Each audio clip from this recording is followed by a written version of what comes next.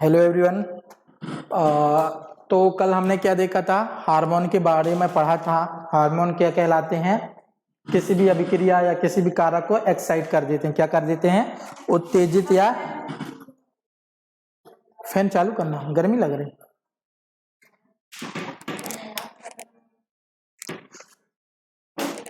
चलिए, तो ये सारी डायग्राम वगैरह हमने देख लिया था। ध्यान यहाँ दीजिए, आप बातें क्यों कर रहे हैं भाई, है ना। कितने टाइप्स के हार्मोन देखे थे हमने? 4 टाइप्स के। रासायनिक रूप से कितने प्रकार के हार्मोन थे? 4 टाइप्स के। कौन कौन से थे? एमिनो एसिड, सेकंड प्रोटीन या peptide, third steroid, fourth iodo hormone. इसके बाद हमने देखा था कि इनकी क्रियाविधि किस प्रकार से। हमने क्रियाविधि देखा था कि जो अमीनो अम्ल और प्रोटीन या पेप्टाइड हार्मोन की क्रियाविधि कैसी थी? समान थी। और आयोडो हार्मोन और स्टेरॉइड हार्मोन, इन दोनों की क्रियाविधि कैसी थी? समान थी। हमने ये देखा था एमिनो एसिड या प्रोटीन पेप्टाइड हार्मोन की क्रियाविधि। कल ये डायग्राम देखा था हमने, ये सारी चीजें हमने समझ लिया था। ये था एमिनो एसिड एवं प्रोटीन पेप्टाइड हार्मोन की क्रियाविधि, और ये सेकंड पढ़ा था स्टेरॉइड या आयोडी हार्मोन की क्रियाविधि। इनके बारे में हमने डायग्राम में देख लिया था। अब कल क्या क्या हमने डायग्राम में देखा वो सारी एक टेबल में हम लिखते हैं, ठीक है। इसको फिर से बताने की जरूरत तो नहीं है ना, कल समझ लिया था। क्या समझा था हमने कि ये एक एमिनो एसिड या प्रोटीन हार्मोन है, FSH फॉलिकुलर स्टिमुलेटिंग हार्मोन है। पेप्टाइड हार्मोन है जो कैसा होता है? पोलर होता है, ध्रुवीय होता है, ठीक है। ये प्राथमिक सूचक की भांति कार्य करता है। अजिए, ये प्लाज्मा झिल्ली में इंटर नहीं कर पाएगा क्योंकि इसका विसरण नहीं होता, क्योंकि प्लाज्मा झिल्ली या कोशिका झिल्ली कैसी होती है? अध्रुवीय होती है। और ये पोलर होता है, तो पोलर और नॉन पोलर क्या होंगे? विसरण नहीं कर पाएगा। इस वजह से इसमें झिल्ली पर ग्राही होते हैं, मेम्ब्रेन बाउंड रिसेप्टर होते हैं, और ये रिसेप्टर की मदद से ये कोशिका के अंदर प्रवेश करता है और द्वितीयक सूचक का निर्माण करेगा। 5 प्रकार के द्वितीयक सूचक कौन कौन से थे? Cyclic AMP, cyclic GMP, DAG, calcium, और एक था इनोसिटॉल फास्फेट। ये सारी क्रियाविधि देख लिया था हमने। इसके बाद सेकेंड टाइप में इसमें देखा था ये कैसा होता है? नॉन पोलर, और कोशिका झिल्ली भी नॉन पोलर होती है। इस कारण इसमें कोई ग्राही की आवश्यकता नहीं होती, ये सीधे विसरण कर लेगा। अंदर तो आ जाएगा, पर इसे न्यूक्लियस में अंदर जाना है, नाभिक में अंदर जाना है, तो इसे रिसेप्टर या ग्राही की आवश्यकता पड़ती है। और जैसे ही नाभिक के अंदर जाएगा, फिर ग्राही की मदद से कहां चले जाएगा? DNA में, और DNA के जाकर जीन अभिव्यक्ति को शो करेगा। किसको शो करेगा? जीन अभिव्यक्ति को शो करेगा। इसमें किसी द्वितीय सूचक की आवश्यकता नहीं पड़ती। तो ये सारी चीजें कल के टॉपिक पे या कल की क्लास पे हमने देख लिया था। अब हम लिखेंगे एक टेबल के फॉर्मेट में।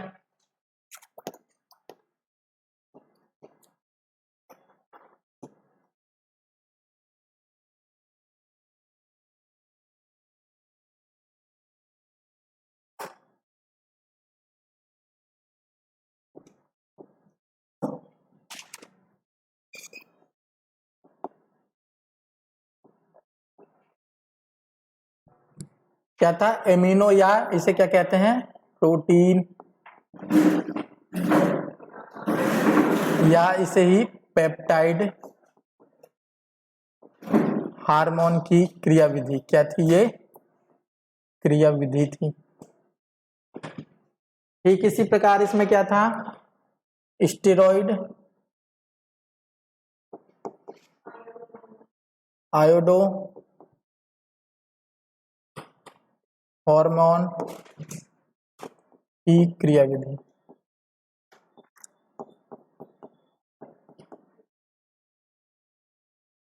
आप लोग बोलते जाएं और लिखते जाएं। पहला क्या देखा था हमने? ये हार्मोन कैसे होते हैं? एमिनो एसिड कैसे होते हैं? ध्रुवीय होते हैं। कैसे होते हैं? ध्रुवीय होते हैं। तो लिखेंगे यह हार्मोन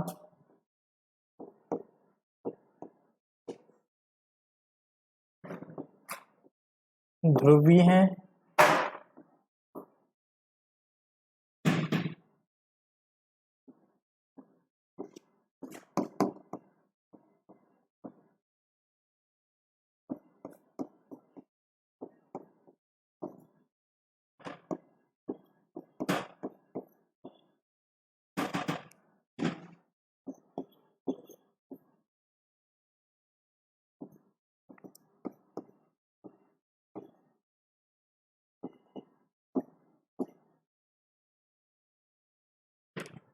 क्लियर है? अब इसमें मैं ये डिटेल नहीं लिखूंगा, ठीक है, अब शॉर्ट लिख दूंगा। ये जैसे ध्रुवी हुआ तो ये कैसा है? अध्रुवी। चाहो तो आप जमा के लिख सकते हैं कि यह हार्मोन अध्रुवी होता है, जिसकी वजह से इसे मेम्ब्रेन या मतलब रिसेप्टर की आवश्यकता नहीं होती, पर इसे अब मैं शॉर्ट टर्म में लिखूंगा सीधे अध्रुवी। क्या लिख देता हूं मैं? अध्रुवी। इतना तो आप समझ लोगे ना, क्योंकि कॉन्सेप्ट हमने पढ़ लिया। अब इन्हें हम शॉर्ट टर्म में लिखेंगे, यदि इतना डिटेल में लिखते रहेंगे तो फिर कॉपी भरना ही सेंस होगा, बाकी ज्यादा कुछ नहीं होगा।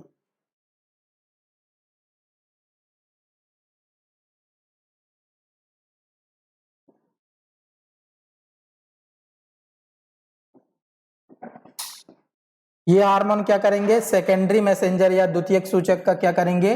निर्माण करेंगे। द्वितीयक सूचक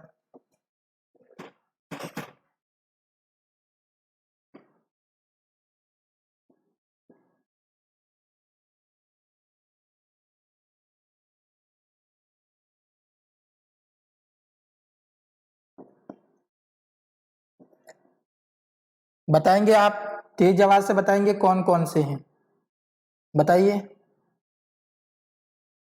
जोर से बोलिए।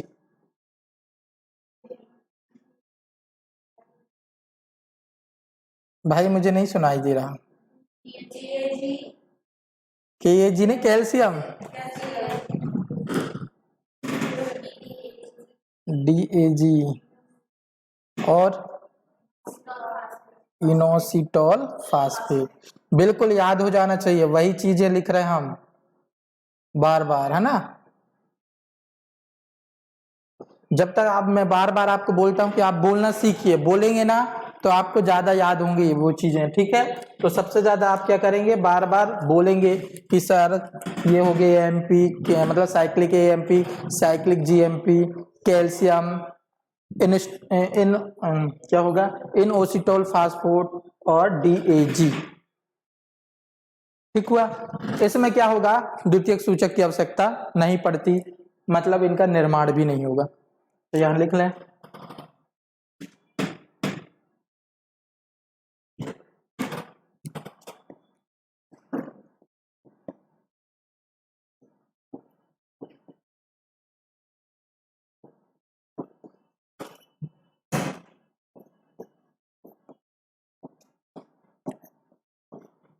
द्वितीयक सूचक नहीं बनते।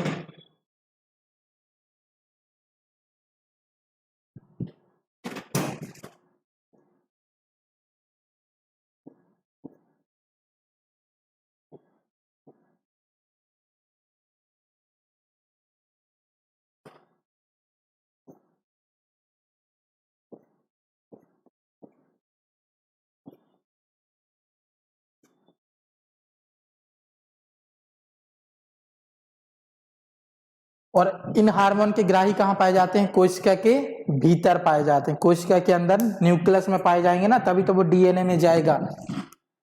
और सबसे लास्ट लिखेंगे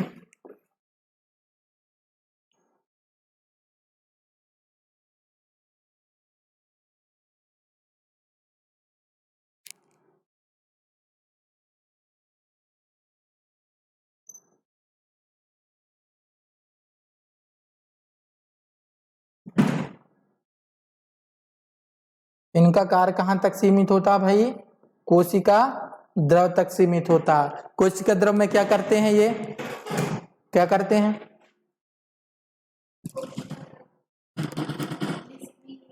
एंजाइम को सक्रिय या निष्क्रिय, एक्टिव या इनएक्टिव करते हैं। तो कार्य कोशिका द्रव तक सीमित, जहां पर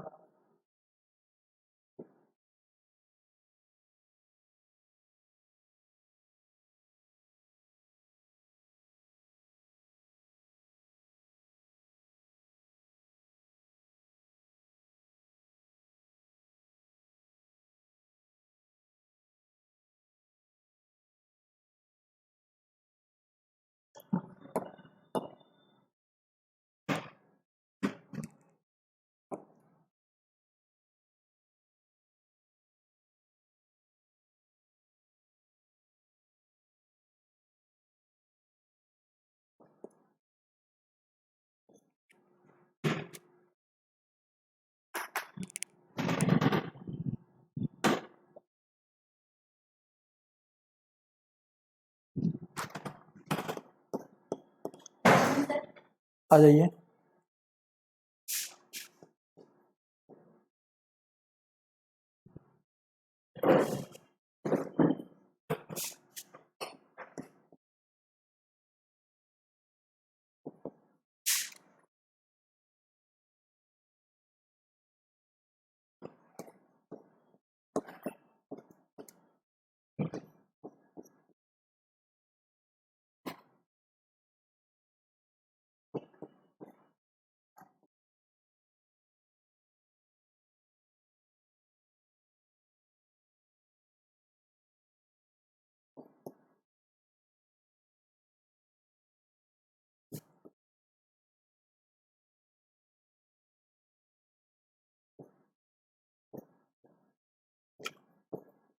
देखिए कल जो हमने पढ़ा था समझा था वही चीज आप मन से लिख सकते हैं, कोई दिक्कत नहीं। जरूरी नहीं है कि आप ऐसे ही शब्दों में लिखें या ऐसा ही, बस आप अपनी लैंग्वेज में समझें, बस टर्म समझना चाहिए कि चीजें है क्या या हो क्या रही है ना। बाकी आपको शब्दों से जरूरत नहीं है, सीधे होगा ये कैसे होते हैं ध्रुवी होते हैं, ये कैसे होंगे अध्रुवी होंगे। इसमें कोशिका में प्रवेश करने के लिए किसकी आवश्यकता होगी, ग्राही की आवश्यकता होगी, इसमें नहीं होती। पर केंद्रक के अंदर कोशिका के अंदर ग्राही की आवश्यकता होती है ना। ये क्या करता है, इसका कार्य क्या है, कोशिका द्रव तक सीमित रहता है और वहां जाकर एंजाइम को सक्रिय या निष्क्रिय, एक्टिव या इनएक्टिव करता है। ये क्या करता है, कोशिका के अंदर घुसेगा, वहां डीएनए को तोड़ेगा, एमआरएनए बनाएगा, प्रोटीन बनाएगा, फिर जाके जीन अभिव्यक्ति करता है, मतलब बहुत सारे काम करता है। ठीक है, तो आप देखोगे, अब आप दिमाग लगा के बताइए कि ये अभिक्रिया सबसे पहले समाप्त होगी कि ये अभिक्रिया समाप्त होगी, ये समाप्त होगी, क्योंकि इसका ज्यादा कुछ वर्क नहीं है, सेल में पहुंचता है और कोशिका द्रव में जाके एक्टिव इनएक्टिव करता है एंजाइम को। यहाँ पे क्या होगा, कोशिका के अंदर जाएगा, फिर वहां ग्राही लगेंगे, फिर केंद्रक में प्रवेश करेगा, फिर डीएनए में प्रवेश करेगा, फिर प्रोटीन बनाएगा, प्रोटीन संश्लेषण करेगा, फिर जाके क्या बनाएगा, आरएनए और जीन अभिव्यक्ति को शो करेगा। तो सबसे अधिक टाइम तक जो अभिक्रिया सक्रिय रहती है, लंबी अभिक्रिया कौन सी कहलाती, वो स्टेरॉइड हार्मोन की क्रियाविधि कहलाई। क्लियर है, चलिए नोट डाउन करें।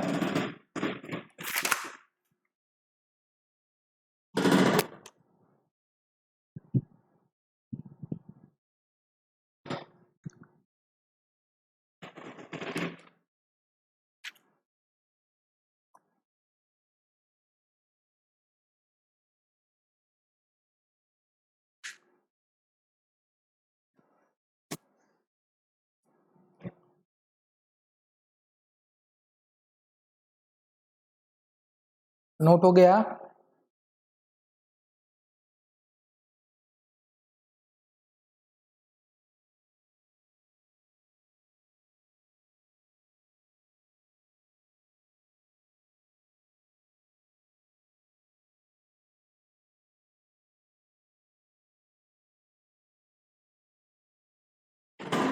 आगे चलें। चलिए, अब मैंने जैसे बताया कि कौन सी अभिक्रिया लंबे टाइम तक चलेगी, स्टेरॉइड या आयोडीन हार्मोन की जो मैकेनिज्म होगी, क्रियाविधि कैसे चलेगी, लॉन्ग टाइम तक चलेगी। तो एक नोट करके डालेंगे आप, नोट करके एक पॉइंट होगा,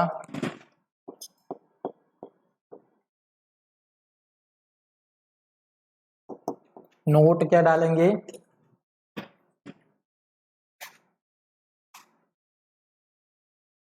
स्टेरॉइड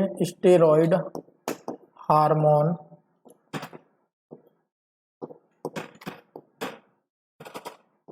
की क्रियाविधि धीमी होती है,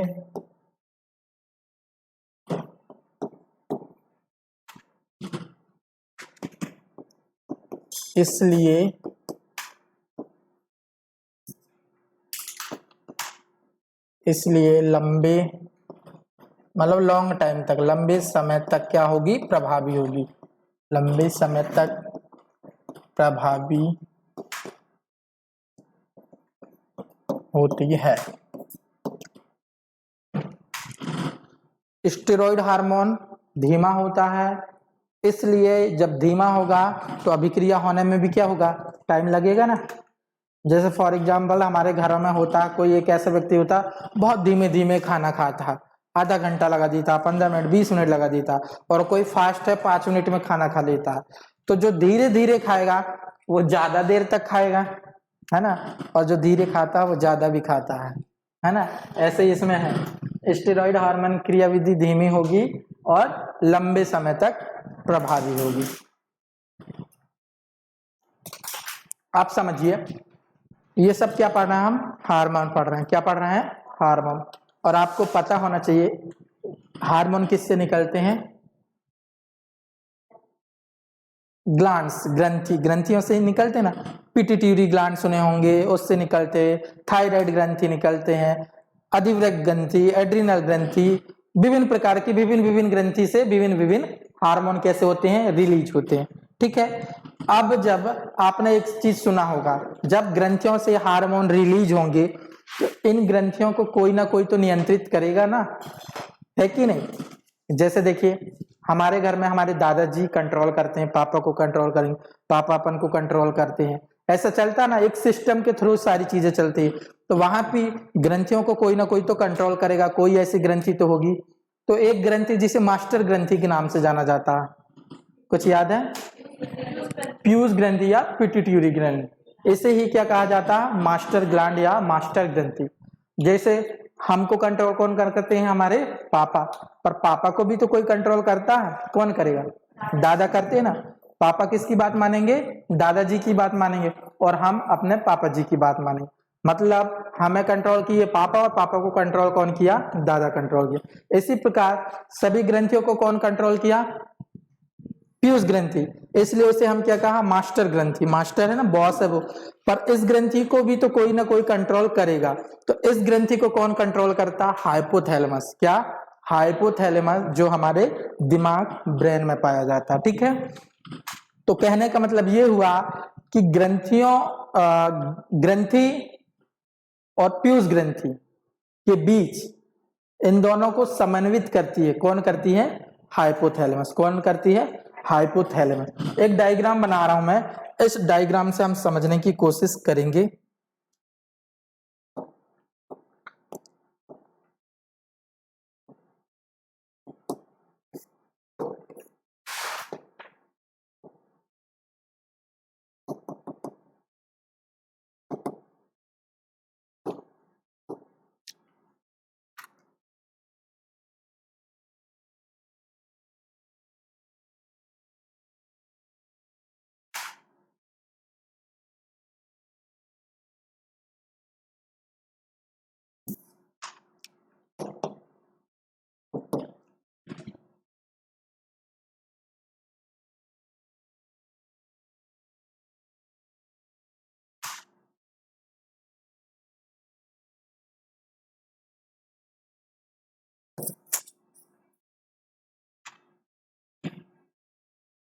मेरे से डायग्राम बस अच्छा नहीं बनता, यही तो समस्या है।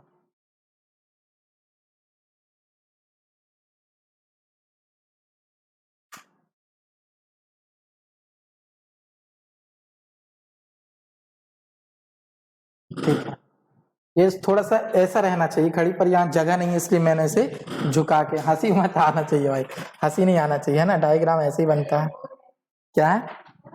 बॉन लग रही है, पर ये समझने के लिए समझिए। ठीक है, समझाने के लिए बना रहा हूं, समझेंगे, है ना। इसे कहेंगे हाइपोथैलेमस। क्या कहेंगे? हाइपोथैलेमस।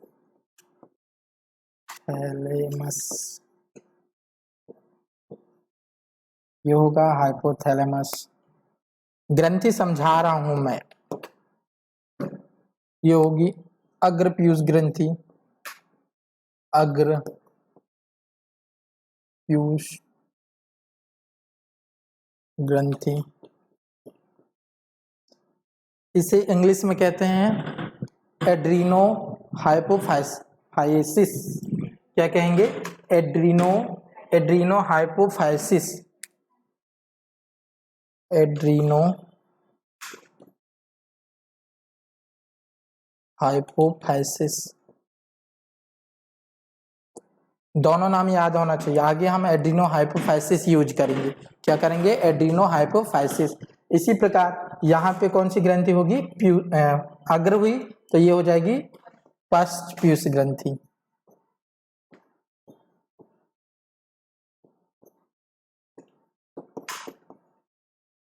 ये हुई अग्र पीयूष ग्रंथि, एड्रीनो हाइपोफाइसिस, और वो हुई क्या?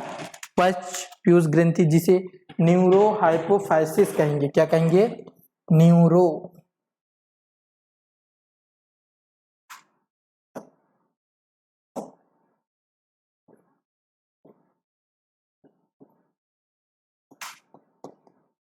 ये क्या होगी? न्यूरो हाइपोफाइसिस होगी।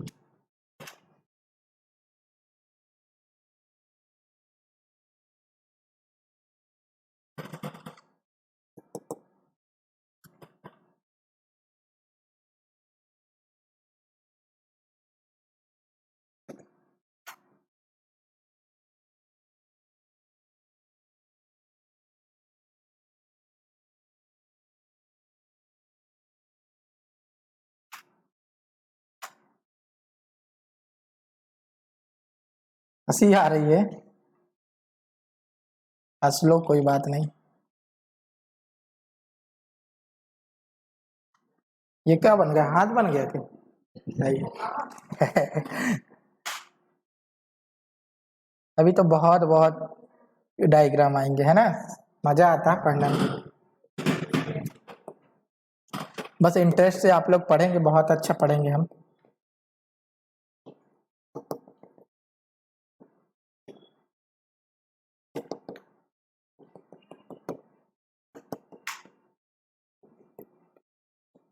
इसे कहेंगे निवाहिका तंत्र, पोर्टल सिस्टम। पोर्टल सिस्टम तंत्र को क्या बोलेंगे? सर्कुलेशन, पोर्टल सर्कुलेशन, निवाहिका तंत्र। क्या कहेंगे? Portal circulation. आप कहेंगे अब सिस्टम को तंत्र बोलते हैं, पर ये सर्कुलेशन है ना? सर्कुलेशन मतलब बहाव हो रहा, बह रहा। पढ़ते हैं ना ब्लड सर्कुलेशन, ब्लड बहता है। हाँ,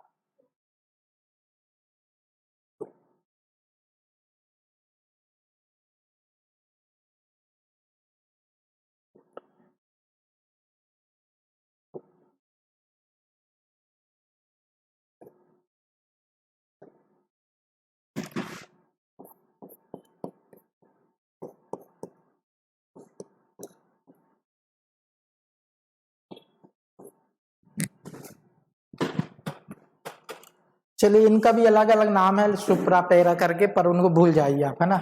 पता है आपके दिमाग से बाहर जाने लगी सारी चीजें। तो इतना याद रख लीजिए, ये क्या है? न्यूरॉन्स है। क्या है ये? न्यूरॉन्स है। चूंकि देखिए हाइपोथैलेमस कहाँ पाई जाएगी? मस्तिष्क में, ठीक है। और ये है क्या? पीयूष ग्रंथि। ये हाइपोथैलेमस और ये है पीयूष ग्रंथि या मास्टर ग्रंथि। ब्रेन में क्या पाए जाते हैं? हमारे न्यूरॉन्स। न्यूरॉन्स पाए जाते हैं, तंत्रिका पाई जाती हैं। ये कैसी होती हैं? लंबी लंबी होती हैं, फैली हुई होती हैं। कैसी होती हैं? लंबी लंबी हुई होती हैं और फैली हुई होती। तो ये न्यूरॉन्स देखेंगे आप, यहां से फैला है, ये कहां तक? पश्च पीयूष ग्रंथि तक फैला। अब देखिए मैंने कल बताया था, ये हार्मोन क्या काम करते हैं? रासायनिक सूचक की तरह बिहेव करते हैं, केमिकल मैसेंजर की तरह। कोई कार्य करवाना है किसी कोशिका से तो वो क्या करते हैं? सूचना देते हैं, मैसेज करते हैं। पर मैसेज मैंने बताया था वो बोलकर या लिखकर तो कर नहीं सकते, तो इसके लिए वो क्या करते हैं? केमिकल के रूप से, समझ रहे हैं? हार्मोन के थ्रू क्या करते हैं? मैसेज करेंगे। अब ये हाइपोथैलेमस है, ये किसको कंट्रोल करती है? पीयूष ग्रंथि। ये हाइपोथैलेमस ऊपर वाला भाग, नीचे वाला क्या हुआ? पीयूष ग्रंथि। पीयूष ग्रंथि भी दो भाग में हो गई, अग्र और ये पश्च पीयूष ग्रंथि, ठीक है? ध्यान से समझेंगे। अब हाइपोथैलेमस को पीयूष ग्रंथि से हार्मोन रिलीज करवाना है। क्या करवाना है? हार्मोन निकलवाना है, स्त्रावित करवाना है। तो ये क्या करेगा? हाइपोथैलेमस यहां से हार्मोन छोड़ेगा। कौन सा हार्मोन? Growth hormone. कौन सा? वृद्धि हार्मोन छोड़ेगा। यहां से हार्मोन रिलीज करेगा, वो आएगा यहाँ पे और पीयूष ग्रंथि को मैसेज दे देगा कि आप जितने भी ग्रोथ हार्मोन है उन्हें क्या करिए? स्त्रावित करिए या रिलीज करिए। RH मतलब होता है रिलीजिंग हार्मोन, ठीक है। हाइपोथैलेमस किसको संदेश देगा? पीयूष ग्रंथि को। कौन सी पीयूष ग्रंथि? अग्र पीयूष ग्रंथि को कहेगा भाई, यहाँ से मैसेज करेगा हार्मोन के थ्रू कि आप जितने भी ग्रोथ हार्मोन है उन्हें क्या कर दीजिए, रिलीज कर दीजिए। तो आप देख पा रहे हैं ये हाइपोथैलेमस, ये है पीयूष ग्रंथि। तो हाइपोथैलेमस और पीयूष ग्रंथि के बीच जो एक्टिविटी हो रही है, जो मैसेंजर, जो सूचक एक दूसरे से कार्य हो रहा, मतलब दोनों के बीच जो कार्य हो रहा, वो किसके माध्यम से हो रहा है, निवाहिका तंत्र। किसके माध्यम से, निवाहिका तंत्र या पोर्टल सर्कुलेशन, इंग्लिश में क्या कहेंगे, पोर्टल सर्कुलेशन। तो जैसे यहां से मैसेज आएगा तो ये अग्र पीयूष ग्रंथि क्या करेगी, हार्मोन क्या कर देगी, रिलीज कर देगी। कौन से हार्मोन होंगे, जीएच, मतलब ग्रोथ हार्मोन, वृद्धि हार्मोन। वृद्धि हार्मोन 6 टाइप के पढ़ेंगे हम, कौन कौन से होंगे, कुछ याद हो, चलिए आगे देखेंगे। चलिए फिर भी सुन लीजिए। प्रोलैक्टिन सुना है, एलएच, एफएसएच, टीसीएच, कुछ नहीं सुना तो मत सुनिए, आगे सुनिए। इतना याद रखिए कि मैंने अभी जितना नाम बोला ये सभी ग्रोथ हार्मोन है, एमएसएच वगैरह, ये सभी कौन सी हार्मोन है, ग्रोथ हार्मोन है, वृद्धि हार्मोन। अब ये अग्र पीयूष ग्रंथि क्या कर देगी, ग्रोथ हार्मोन क्या कर देगी, यहां से छोड़ देगी, ठीक है। इसी प्रकार ये न्यूरॉन्स हैं, ठीक है, ये न्यूरॉन्स क्या करेंगे, यहाँ पे हार्मोन का संश्लेषण करेंगे। क्या करेंगे, हार्मोन का संश्लेषण कौन करेगा, न्यूरॉन्स करेंगे। कौन करेंगे, न्यूरॉन्स। और यहां से वो खबर भेज देंगे किसके पास, पश्च पीयूष ग्रंथि पास, मतलब न्यूरो हाइपोफाइसिस के पास, कि आप भी हार्मोन को क्या कर दीजिए, रिलीज कर दीजिए या स्त्रावित कर दीजिए। तो पश्च पीयूष ग्रंथि से 2 हार्मोन रिलीज होते हैं, उनका नाम है, एक का नाम है वैसोप्रेसिन और दूसरा ऑक्सीटोसिन। कौन कौन सा, वैसोप्रेसिन और दूसरा का नाम क्या है, ऑक्सीटोसिन। हाँ, वैसोप्रेसिन और ऑक्सीटोसिन। तो चलिए यहाँ पे लिख देता हूं मैं।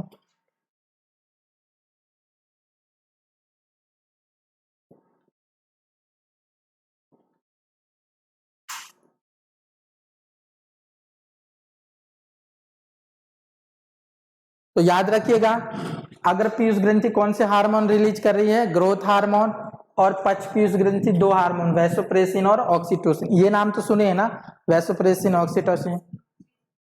अभी और आगे जानेंगे आप धीरे धीरे, ठीक है।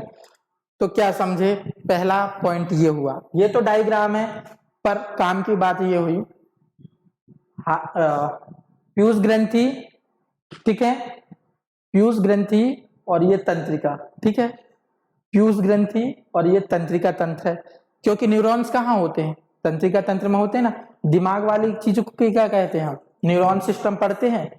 तो ये तंत्रिका तंत्र और पीयूष ग्रंथि को समन्वित, मतलब दोनों के बीच समन्वय कौन स्थापित कर रहा है, हाइपोथैलेमस। कौन करता है, हाइपोथैलेमस। सोचिए आपके घर में भी ऐसा हुआ होगा, जब 2 बहन लड़ते हैं आपस में, लड़ते हो ना, सब लड़ते हैं, 2 बहन या 2 भाई आपस में लड़ते हैं, तो समन्वित कौन करती है, मम्मी करती है ना, समझाती है, बेटा शांत रह, तू शांत, कुछ देती है, कमी है तो दे देती है।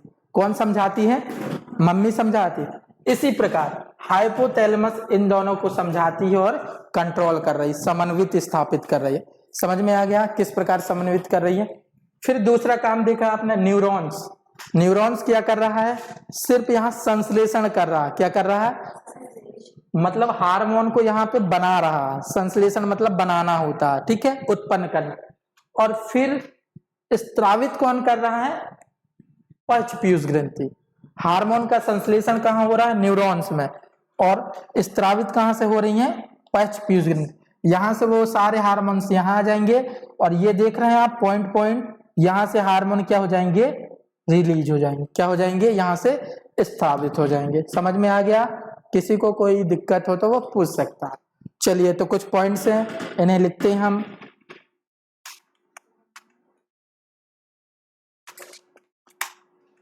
ये डायग्राम बना लिया आप, चलिए बनाइए तो फिर।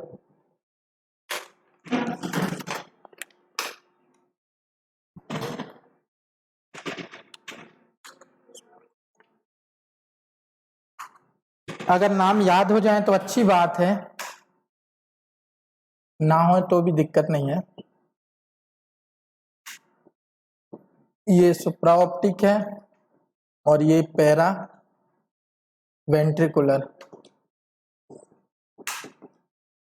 ज्यादा हो रहा है क्या, दिमाग से ज्यादा हो रहा? मुख्य मुख्य बातें याद रखना, हाइपोथैलेमस, पोर्टल सर्कुलेशन, निवाहिका तंत्र, हाइपोथैलेमस और अग्र पीयूष ग्रंथि को कौन समन्वित करती है? निवाहिका तंत्र करती है। बस।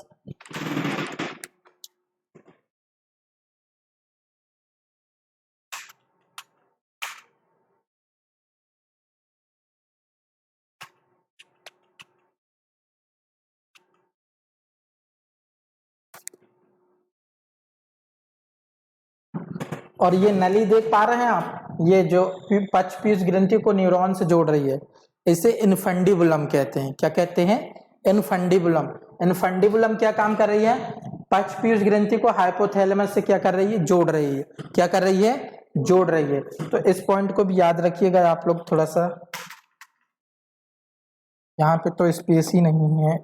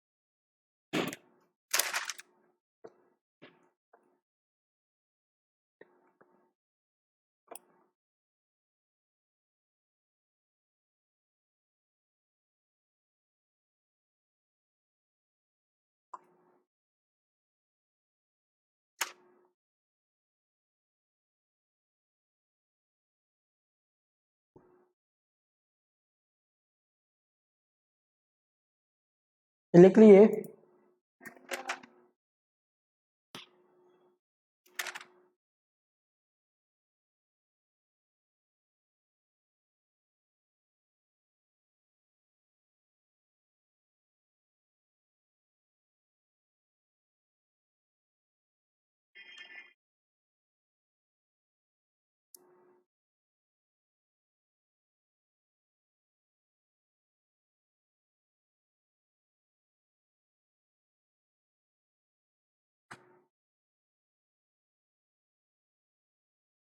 नोट हो जाए तो आप लोग बताइएगा, है ना?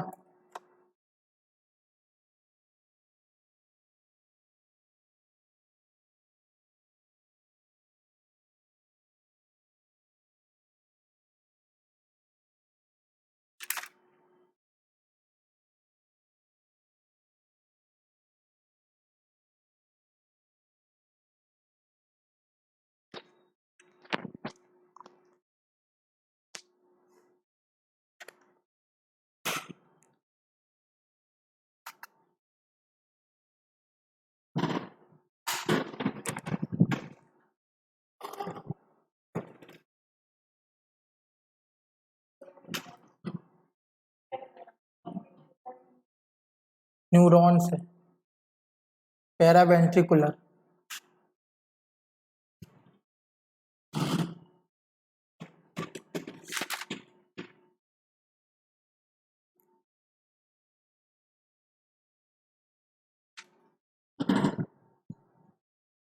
हो गया नोट डाउन? नोट डाउन जल्दी किया करो आप, फिर क्लास में टाइम बहुत कम रह जाता है। पर एक बार आप लोग पहले समझा करो, इसके बाद ही नोट डाउन किया करो, है ना? तो यहाँ से 2 से 3 चीजें मुख्य बातें हैं। पहली बात यह है कि पीयूष ग्रंथि और तंत्रिका तंत्र के बीच संबंध या समन्वय कौन करती है? हाइपोथैलेमस। दूसरी बात यह हुई कि अग्र पीयूष ग्रंथि के लिए जो हार्मोन का इंडिकेट करती है वो कौन करती है? हाइपोथैलेमस। तीसरी बात यह है कि हाइपोथैलेमस और अग्रपीयूष ग्रंथि के बीच क्या पाया जाता है, निवाहिका तंत्र, जो क्या करता है, समन्वय स्थापित करता है हाइपोथैलेमस और अग्रपीयूष ग्रंथि के मध्य। अग्रपीयूष ग्रंथि से क्या निकलते हैं, ग्रोथ हार्मोन निकलते हैं। दूसरी बात यह है कि पक्षपीयूष ग्रंथि और हाइपोथैलेमस को समन्वय कौन करता है, इनफंडिबुलम, और यहाँ पे हाइपोथैलेमस और अग्र को कौन करता है, निवाहिका तंत्र। यहाँ क्या होगा, पोर्टल सर्कुलेशन, और यहाँ क्या होगा, इनफंडिबुलम। 2 पॉइंट है, देखिए ध्यान से देखिए, हाइपोथैलेमस और अग्रपीयूष ग्रंथि, हाइपोथैलेमस और पक्षपीयूष ग्रंथि, ठीक है। हाइपोथैलेमस और अग्रपीयूष ग्रंथि को कौन करेगा, निवाहिका तंत्र या पोर्टल सर्कुलेशन, दोनों के बीच संबंध या समन्वय स्थापित करेगा। फिर हाइपोथैलेमस और पक्षपीयूष ग्रंथि के बीच कौन समन्वय करेगा, इनफंडिबुलम, मतलब इन दोनों को क्या कर रहा है, जोड़ के रख रहा। ये क्या है, एक्सॉन है। अब आप देख रहे हैं ये क्या है, न्यूरॉन्स है, क्या है, न्यूरॉन। अब न्यूरॉन्स के ये क्या कहलाते हैं, एक्सॉन कहलाते हैं। क्या कहलाते हैं, एक्सॉन। तो ये न्यूरॉन्स के सिरे एक्सॉन पे आ रहे हैं, और इन्हीं एक्सॉन से क्या निकल रहे हैं, हार्मोन। कौन कौन से, वैसोप्रेसिन और ऑक्सीटोसिन, 2 हार्मोन रिलीज हो रहा है। इसके अलावा ज्यादा कुछ इंपॉर्टेंट बातें नहीं है, इतनी ही है जो सारी चीजें मैंने लिखा दिया। हो गया, जल्दी करिए।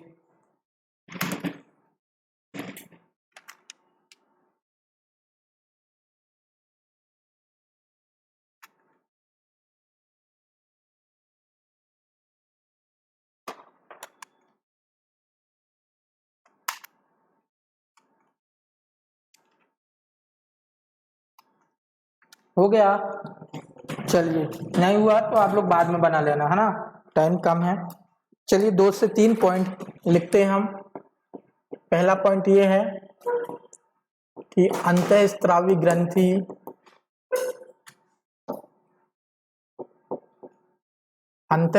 ग्रंथि व तंत्रिका तंत्र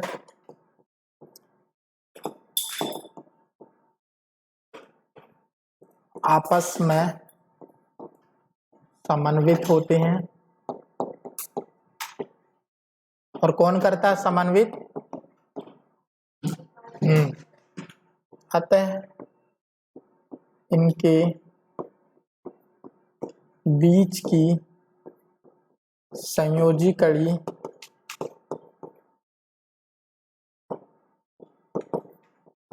हाइपोथैलेमस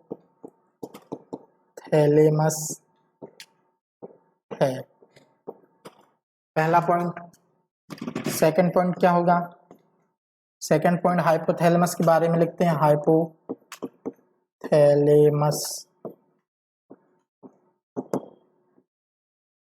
क्या काम करेगी भाई, ये हाइपोथैलेमस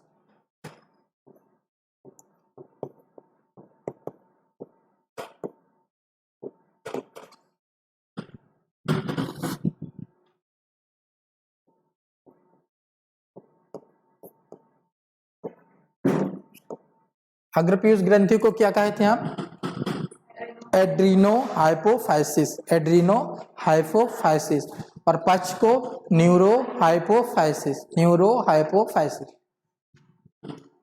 तो हाइपोथैलेमस व अग्रपीयूष ग्रंथि किसके द्वारा समन्वय रहती हैं, निवाहिका तंत्र। इंग्लिश में मैं नहीं लिखूंगा, अब यहां समझना आना आप।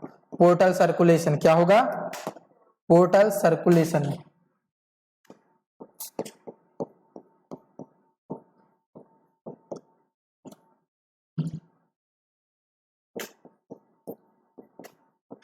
अब और भी चीजें मैं नहीं लिख रहा हूं, जैसे कौन सा, कि तंत्रिका के न्यूरॉन्स के जो एक्सॉन सिरे हैं पक्षपीयूष ग्रंथि में आते हैं और वहां से हार्मोन निकलते, ये सारी बातें नहीं लिख रहा हूं मैं, ठीक है। एक और मुख्य पॉइंट है, हाईलाइट, बिल्कुल हाईलाइट है ये पॉइंट, बहुत ध्यान रखिएगा इसे आप।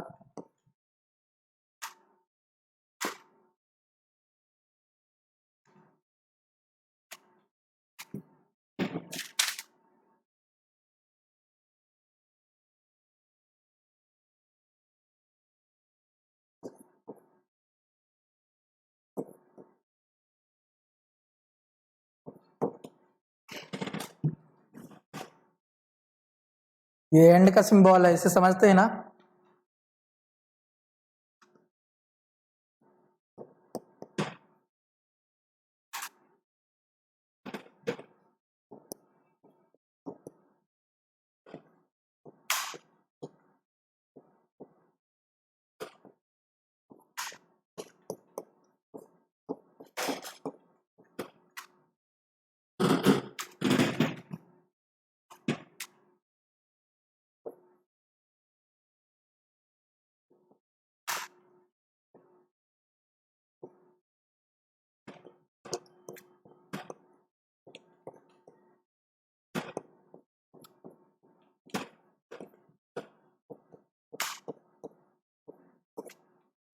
चलिए यहाँ क्या आएगा, आप पढ़ के बताइए, ध्यान दीजिए।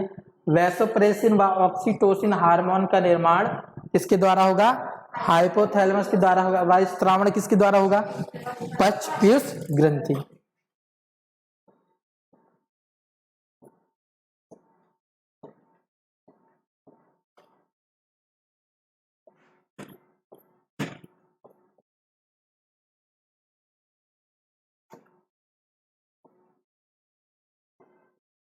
ये बहुत ज्यादा इंपॉर्टेंट बातें हैं, एग्जाम में पूछा जाता है यहाँ से एग्जाम्पल, बहुत इंपॉर्टेंट है, हाईलाइट है, इसे आप लोग याद रखेंगे, है ना।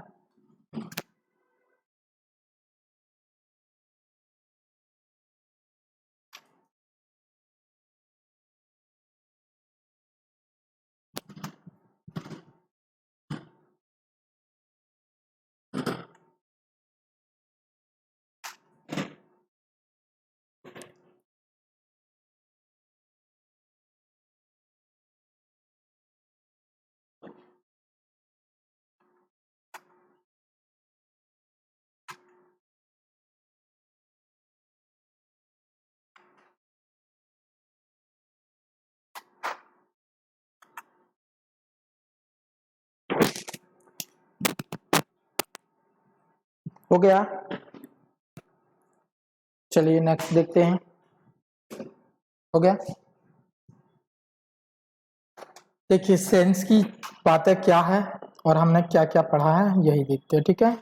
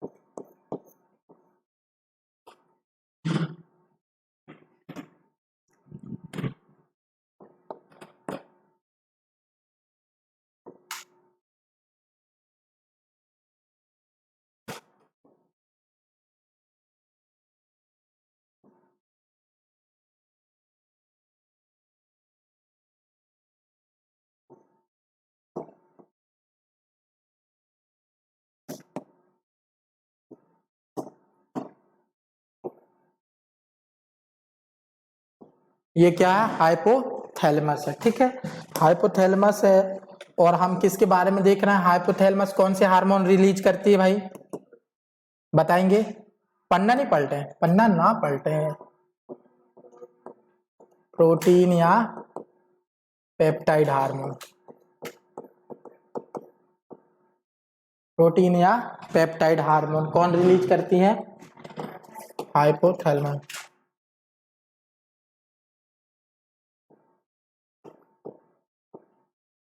ठीक है, पेप्टाइड या प्रोटीन हार्मोन कौन रिलीज करता है? हाइपोथैलेमस, ठीक है।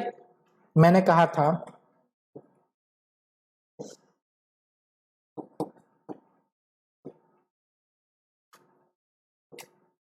ये क्या है? अगर पीयूष ग्रंथि है।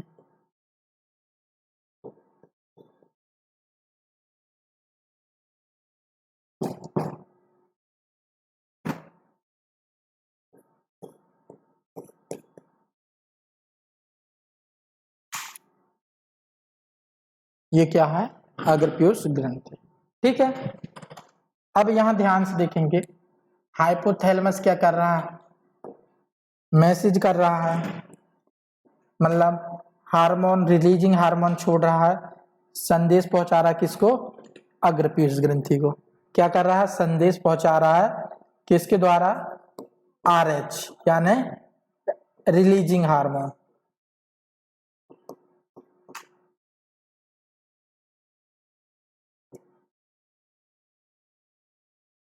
मतलब ये संदेश पहुंचा रहा अग्रपीयूष ग्रंथि को कि हार्मोन क्या करो, तुम निकालो या स्त्रावित करो। तो कौन से हार्मोन होंगे, वो ग्रोथ हार्मोन है। कौन से हार्मोन है, ग्रोथ हार्मोन है। डायरेक्ट लिखता हूं मैं GH, क्या कहेंगे हम, GH यानी ग्रोथ हार्मोन होगा। इसके अलावा क्या होगा, ACTH हार्मोन का नाम है, एड्रीनो कोर्टिको, ये क्या होगा, T से tropin hormone, adrenocorticotropic hormone.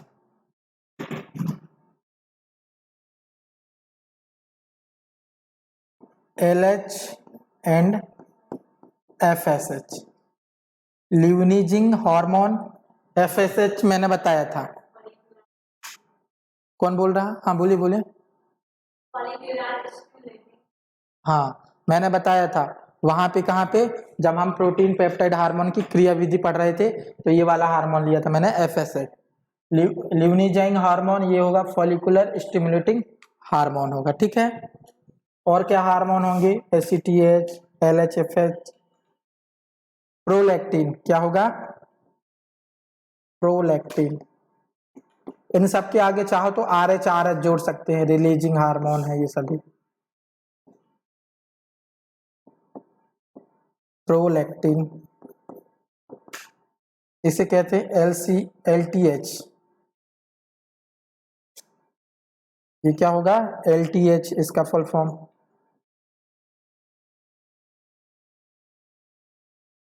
MSH, मिलेनोसाइटिक, क्या होगा, मिलेनोसाइटिक हार्मोन होगा। क्या होगा, मिलेनोसाइटिक, मतलब मिलेनोसाइट स्टिमुलेटिंग हार्मोन होगा। थोड़ा सा आपको नाम थोड़ा सा अजीब सा लग रहा है, पर अभी धीरे धीरे आप क्या करेंगे, सीख जाएंगे। क्या करेंगे, सीख जाएंगे। तो कौन कौन से हो गए, GH, ACTH हो गए, LH एंड FH। प्रोलैक्टिन, कितने हार्मोन हो गए, 1 2 3 4 5। कितने हो गए, 1 2 4 5। एक होता है TSH, क्या होता है, TSH, थायराइड स्टिमुलेटिंग हार्मोन। मतलब जो थायराइड ग्रंथि से निकलता थायरक्सिन, वही है TSH। तो याद रखेंगे, हाइपोथैलेमस रिलीजिंग हार्मोन भेजेगा अग्रपीयूष ग्रंथि को कि आप ग्रोथ हार्मोन रिलीज कर दीजिए। ग्रोथ हार्मोन कौन कौन से होंगे, GH होगा growth hormone, ACTH adrenocorticotropin hormone, LH और FSH। ये दोनों को साथ साथ इसलिए लिख रहा हूं मैं, है तो अलग अलग पर दोनों हार्मोन जनद गोनोड्स में काम करते हैं। किस में, जनन में काम करते हैं, इसलिए इसका होगा ल्यूरिजाइंग हार्मोन, इसका होगा फॉलिकुलर स्टिमुलेटिंग हार्मोन होगा। प्रोलैक्टिन हार्मोन को ही LTH कहा जाता है। MS हार्मोन होगा,